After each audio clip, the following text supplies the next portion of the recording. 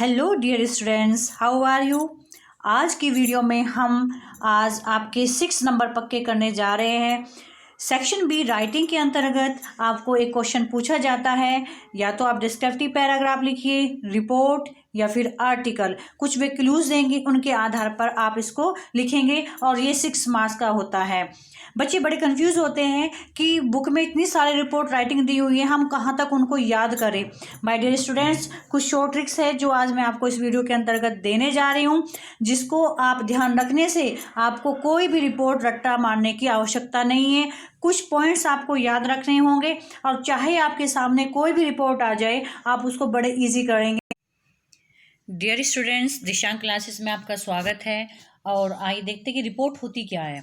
इस क्वेश्चन के अंतर्गत ना आपको किसी कॉलेज का या तो कोई छात्र या छात्रा, किसी समाचार पत्र का स्टाफ रिपोर्टर या प्रेस रिपोर्टर मानकर किसी कोई सभा होती है, घटना होती है, त्रासदी जैसे कोई बाढ़ आ गई, लूट हो गई, चोरी हो गई, आगजनी हो गई, भयंकर बारिश आ गई, इस तरह का कोई भी टॉपिक आपको दिया जाएगा जिस पर आपको एक रिपोर्ट तैयार करनी होती है। तो इसमें क्या है, यहाँ रिपोर्टिंग जो राइटिंग होती है 2 तरीके की होती है। एक तो होती है इवेंट्स यानी अच्छी घटना, और एक होती है एक्सीडेंट्स इंसिडेंट बुरी घटना।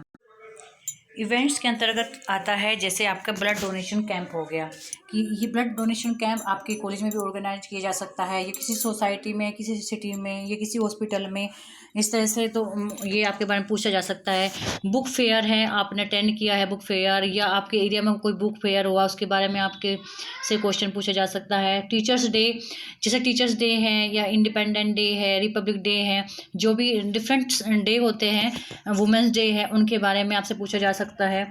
एग्जीबिशन कहीं लगी हुई होती है, एग्जीबिशन के बारे में पूछा जा सकता है। हेल्थ चेकअप कैंप है, अवेयरनेस कैंप है, अवेयरनेस भी अलग अलग तरीके की होती है, उसके बारे में कोई कैंप लगा है। वैक्सीनेशन के बारे में लगा है। कल्चर इवनिंग फॉर फंड्स, देखिए क्या होता है, अलग अलग तरह की एक्टिविटी कराई जाती है, जैसे फंड को इकट्ठा करने के लिए। फंड अलग तरह से इकट्ठा किया जाता है, जैसे कोई बच्चे गरीब होते हैं उनके लिए, या कोई हैंडीकैप्ड है उन बच्चों की आगे प्रोग्रेस के लिए, तरक्की के लिए। तो कोई प्रोग्राम अगर ऑर्गेनाइज किया जाता है तो उसके बारे में पूछा जा सकता है।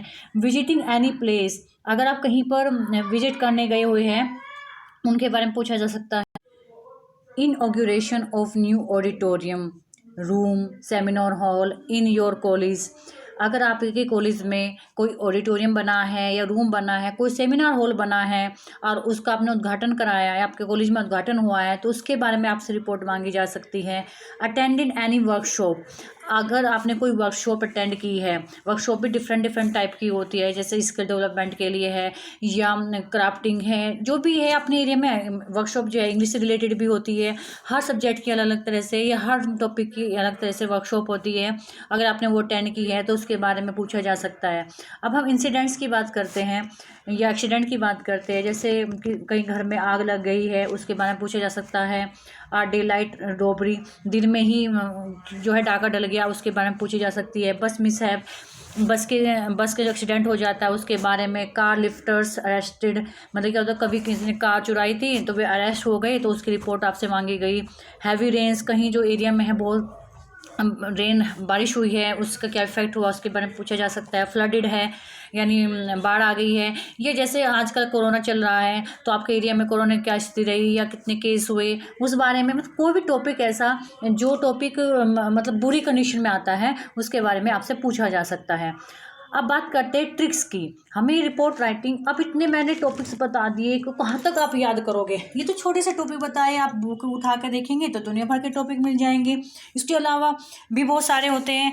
तो अब हमें ट्रिक्स के आधार पर कुछ पॉइंट्स हमें याद रखने हैं, और आपको बस टॉपिक के बारे में पता होना चाहिए कि वो क्या पूछा गया है। और देखिए अब कैसे हम इसको करते हैं। सबसे पहले आपको क्या ध्यान रखना है, हमें पास्ट टेंस का यूज़ करना है, क्योंकि कोई घटना घटित हो चुकी होती है या कोई प्रोग्राम हो चुका होता है, उसके बाद आपको रिपोर्ट देनी होती है। तो हमेशा क्या होता है, जो आपको रिपोर्ट देनी है वो पास्ट टेंस में देनी है। और हम दूसरी एक उसमें ध्यान रखेंगे, कुछ सेंटेंसेस का हम पैसिव में यूज़ करेंगे। पैसिव वॉइस जानते हैं ना, पैसिव वॉइस मतलब जैसे है ना कि उद्घाटन किया गया, इस तरह से वहाँ पर बच्चे जो है ना प्रोग्राम बहुत अच्छा ऑर्गेनाइज किया गया। इस तरह के कुछ सेंटेंसेस को भी आप पैसिव में यूज़ करें तो अच्छा इफेक्ट आता है, लगता है कि हाँ बच्चे को नॉलेज है, अच्छी तरह से नॉलेज है। अदरवाइज आप एक्टिव में भी लिख दो, कोई प्रॉब्लम नहीं है, लेकिन आप और इफेक्टिव बनाने के लिए आप कुछ सेंटेंसेस को पैसिव में ही लिखे तो अच्छा रहेगा। अब दूसरी चीज़ आती है हमें इसका फॉर्मेट हमें कैसे लिखना है। अगर आपने फॉर्मेट को समझ लिया तो बहुत ही इजी है। अब उस फॉर्मेट को आप मैं बताने जा रही हूँ, उस फॉर्मेट को आप समझ लो और जो टॉपिक चेंज होकर आएंगे बस उन टॉपिक का नाम आप लिखते चले जाएगा। तो सबसे पहले क्या करना है, आपको सबसे ऊपर लिखना है टॉपिक नेम, और टॉपिक नेम जो है मिड में लिखेंगे। जैसे सपोज करो ये आपकी कॉपी है, ये कॉपी है तो यहाँ पर आप बीच में यहाँ टॉपिक नेम लिखेंगे, उसी के नीचे लिखेंगे आप फिर रिपोर्ट बाय आप जैसा सपोज करो मिस्टर, अगर लड़का है उसमें दिया रहता है कि लड़की और एक लड़के दोनों का नाम दिया रहता है तो स्पेशल ध्यान रखेंगे। तो जैसे हमारा मीनाक्षी नाम है तो आप मीनाक्षी लिख देंगे, रिपोर्ट बाय मीनाक्षी। अगर आप स्कूल के हेड है या डीन है या किसी न्यूज़पेपर के रिपोर्टर है, जो भी है आपकी डेजिग्नेशन, वो जो उसमें दी हुई होती है, एग्जाम में दी हुई होती है वही लिखनी है आपको, अलग से कुछ नहीं लिखना है। फिर उसके नीचे आप डेट मेंशन करोगे। चीज़ क्लियर हो गई। अब नेक्स्ट देखेंगे, फिर अब शुरू करते हैं अब लिखना। जो मैंने देखिए पहले मैं आपको फॉर्मेट दे रही हूँ, कुछ सेंटेंस दे रही हूँ, उसके बाद उन्हीं के आधार पे मैं आपको नीचे लिखना एक रिपोर्ट लिख के भी बताऊंगी। जिससे फर्स्ट होगा इवेंट नेम, यहाँ आप जो भी इवेंट है वो आप यहाँ पर उसका नाम लिखेंगे। सपोज करो यहाँ पर क्या हुआ, यहाँ पर कोई ब्लड डोनेशन कैंप आपके यहाँ लगा तो आप इवेंट जो भी इवेंट होगी उसका नाम लिखेंगे, वॉज ऑर्गेनाइज्ड बाय। जो भी इवेंट जो है, अगर कॉलेज ने ऑर्गेनाइज करी तो कॉलेज का नाम, किसी एनजीओ ने करी है तो उस एनजीओ का नाम, या कोई सोसाइटी नेम, जो भी है उसके द्वारा आप लिखेंगे कि इवेंट ने दे दिया आपने वॉज, और सपोज को medical camp was organised by. अब यहाँ हॉस्पिटल आ सकता है या ये कॉलेज में भी ऑर्गेनाइज होते हैं, बाय यहाँ कॉलेज नेम दे दीजिए आप, है ना। फिर जगह का नाम दीजिए। सपोज आपका जो स्कूल है या कॉलेज है वो सदर में है तो आप सदर लिखिए। फिर सिटी नेम किस में है, मेरठ है या सहारनपुर है, जहाँ भी आप उस सिटी का नाम लिखेंगे। फिर आप टाइम लिखेंगे कब स्टार्ट हुआ, और एंडिंग टाइम लिखेंगे कि इतने से स्टार्ट हुआ और इतने तक ख़त्म हुआ। कोई प्रोग्राम आपके 2-2 3-3 दिन चलते हैं तो आप डेट भी दे देंगे कि ये इतने डेट से इतने तक चला। अब आते हैं दूसरी चीज़ होती है कि उस जब कोई प्रोग्राम होता है तो लोग भी आते हैं। तो लोग किस तरीके के आएंगे, जैसा प्रोग्राम होगा। सपोज करो प्रोग्राम स्कूल में है, ये स्कूल के ऑडिटोरियम का वो हुआ है तो वहाँ पर ज़्यादातर क्या आएंगे, स्टूडेंट्स आएंगे या पेरेंट्स आएंगे। जिनको आप इनविटेशन भेजोगे वे आएंगे। तो मैनी स्टूडेंट्स या पीपल पे, अगर किसी मेडिकल से संबंधित है, कोई हेल्थ चेकअप कैंप लगा है तो वहाँ पेशेंट लिख देंगे। Man and women participated in it, यानी आप अकॉर्डिंग टू कंडीशन वहाँ पर स्टूडेंट्स पीपल कुछ भी नहीं लिखोगे, many people participated in it या मैनी मैन एंड वुमेन, इस तरह से आप लिख दोगे। तो ये सेंटेंस क्लियर होगा, ये याद ही करना है। नेक्स्ट, फिर जब कोई प्रोग्राम होता है, इवेंट होती है, उसमें चीफ गेस्ट मुख्य अतिथि जरूर होते हैं। तो चीफ गेस्ट कौन थे उनका नाम लिखो। जैसे चीफ गेस्ट तो यहाँ नाम दे दिया कि द चीफ गेस्ट वॉज, अब उनका नाम लिख दो। सपोज करो कोई मेडिकल से संबंधित कैंप लगा तो किसी मेडिकल मिनिस्ट्री का नाम लिख दो, है ना। किसी मतलब आप हो सकता है किसी डॉक्टर का नाम लिख दो। तो वहाँ ये थोड़ा देखते हैं कि नहीं बच्चे गेस्ट कुछ वो देंगे देखेंगे कुछ आकर, जो आपको नाम याद आए आप लिख दीजिए। डॉक्टर लिख दीजिए, मिनिस्टर लिख दीजिए, एमपी लिख दीजिए, एमएलए लिख दीजिए, जो भी होगा।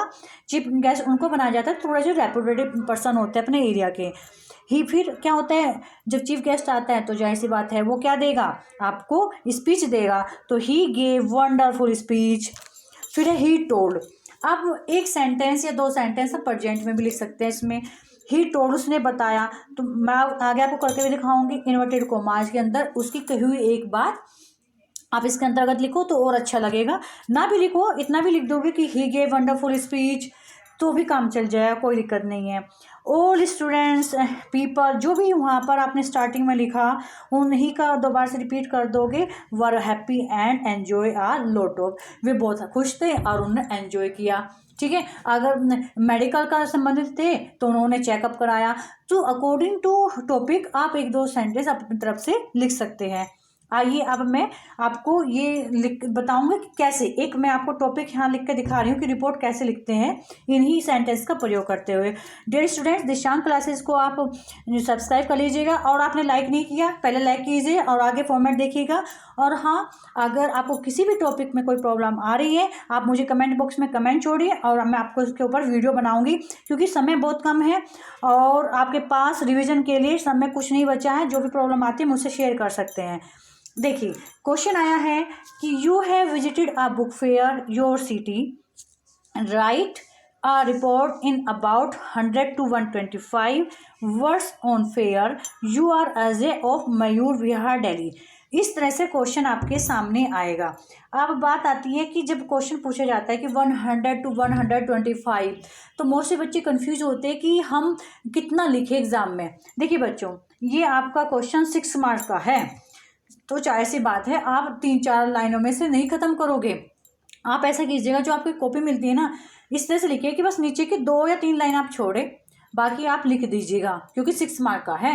अगर ये 2 और 3 मार्क्स का होता तो आप 2-3 लाइन में निपटा सकते थे इसको, लेकिन कोशिश करें कि आप नीचे से 3 या 4 मैक्सिमम, नहीं तो 2 या 3 लाइन छूटे पूरे पेज पर आप इस रिपोर्ट को लिख कर आए।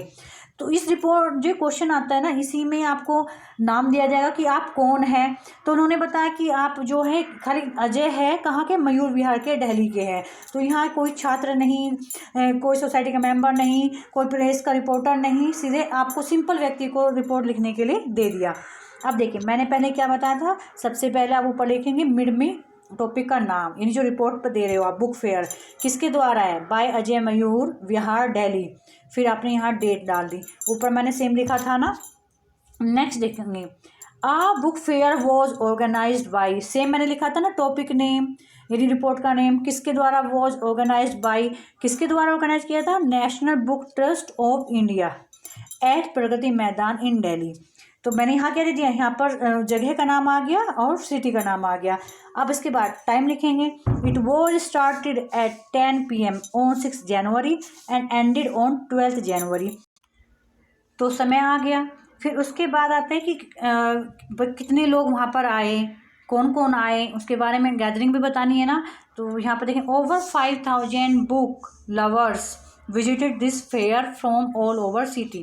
अब जरूरी नहीं मैं सेंटेंस दिखाएं, मैं आपको थोड़ा सा पता है कि थोड़ा सा इफेक्टिव के लिए बता दिया मैंने कि जो बुक लवर्स थे यानी बुक प्रेमी थे 5000 के लगभग, इन 5000 से ऊपर जो है वहाँ पर पूरी सिटी से लोग आए। आप सिंपल भी लिख सकते हैं कि near about 5000 people came here, आप ऐसे भी लिख सकते हो, सिंपल सेंटेंस लिख सकते हो, या थोड़ा सा इफेक्टिव के लिए इस तरह से आप लिख सकते हो। जैसे हिंदी में आप कहते हो ना कोई बात, एक ही बात को आप 10 तरीके से कह देते हो, सो इसी तरह से इंग्लिश में भी कहने का तरीका है। फिर यहाँ पर क्या था, विजिटर्स आ गए। फिर जब बुक फेयर था तो जाहिर सी बात है बुक पब्लिश करने वाले भी आएंगे और राइटर भी आएंगे। तो एक लाइन इसमें ये बढ़ गई कि famous publishing houses and writers participated in the fair. भाई बुक पढ़ने वाले भी, बुक पब्लिश करने वाले भी और लिखने वाले भी, तो 3 तरह के लोग हो गए ना। अगर यहाँ कोई मेडिकल कैंप होता तो डॉक्टर भी आते, हॉस्पिटल के लोग भी होते और पेशेंट भी आते, और मेडिकल जो दवाई देने वाले होते हैं मेडिकल भी होते। तो इसी तरह से यहाँ बुक से संबंधित है तो जो बुक से संबंधित लोग थे वो लोग यहाँ पर आएंगे। फिर क्या, there were separate stores for every subjects, हर सब्जेक्ट के अलग अलग स्टॉल थे। यानी थोड़ा सा और बताया कि आपको थोड़ा सा वहाँ के बारे में बताना पड़ेगा ना कि वहाँ क्या थे, हर बुक के लिए अलग अलग स्टॉल थे। अब बात करते हैं चीफ गेस्ट की। Chief guest was education minister. Chief guest के, अब यहाँ पर आप एजुकेशन मिनिस्टर अगर आपको लर्न हो आप उनका नाम भी लिख सकते हो, नहीं तो आप, मैं सिर्फ आपको दिखाने के लिए यहाँ दिया है कि आप खाली उनकी डेजिग्नेशन भी लिख दोगे ना। आप लिख दो कि लोकल MP लिख देंगे कि भाई वहाँ के MP थे। जब वहाँ के कोई भी सदस्य हैं, आप थोड़े जो रेपुटेड पर्सन है आप इस तरह से उनको यहाँ चीफ गेस्ट बना सकते हो। उनका नाम लिखना चाहे XYZ कुछ भी लिख सकते हो, उसमें कोई बात नहीं है। फिर आता है उसने क्या किया, ही डिलीवर्ड, सॉरी ये क्या है, मुझसे यहाँ मिस्टेक हो गई, ये पास्ट में आएगा, ही डिलीवर्ड, ईडी आएगा, he delivered good speech and he said. अब उसने क्या कहा, जो कोई बात कहने वाली होती है हम क्या करते हैं इन्वर्टेड कोमास में, आ बुक इज़ अ गिफ्ट। तो प्रेजेंट में सेंटेंस हो गया ना, क्यों हो गया, क्योंकि हम राइटर की कही हुई बातों को सेम टू सेम कह रहे हैं। You can open again and again. Book क्या एक गिफ्ट है जिसे आप बार बार खोल सकते हो। तो उन्होंने कहा, उनकी मेन बात थी वो आपने कह दी। अब आते क्या है, लास्ट वाली बात आ गई कि many children and people board book on discount. अनेक बच्चों ने, लोगों ने क्या डिस्काउंट बुक खरीदी। ऑल मेंबर्स वर हैप्पी, सभी लोग बहुत खुश थे। तो इस तरह से आप अपनी रिपोर्ट को तैयार करेंगे और आप क्या करेंगे ना, अपनी बुक में जाएंगे और अलग टॉपिक दिए हुए हैं उन टॉपिक को थोड़ा सा जस्ट समझेंगे कि उसमें क्या क्या पूछा गया। एक दो सेंटेंस हेर फेर होगा, आप उसको कीजिएगा। फॉर्मेट यही है, इसी फॉर्मेट पर, इसी वर्ब फॉर्म पर, इसी जो है जो टेंस दिए हुए हैं उसी के आधार पे आपको रिपोर्ट तैयार करनी है। फिर भी अगर आपको कोई प्रॉब्लम आ रही है तो आप मुझे कमेंट बॉक्स में कमेंट कीजिएगा और इस वीडियो को लाइक कीजिए, शेयर कीजिए और फिर फ्रेंड्स को जरूर बताइएगा कि अगर आपको कोई प्रॉब्लम आ रही है तो आप मुझे कमेंट बॉक्स में अपनी प्रॉब्लम लिखिए और जिस पर आप वीडियो चाहेंगे वो वीडियो आपको मिल जाएगी। Okay friends, bye.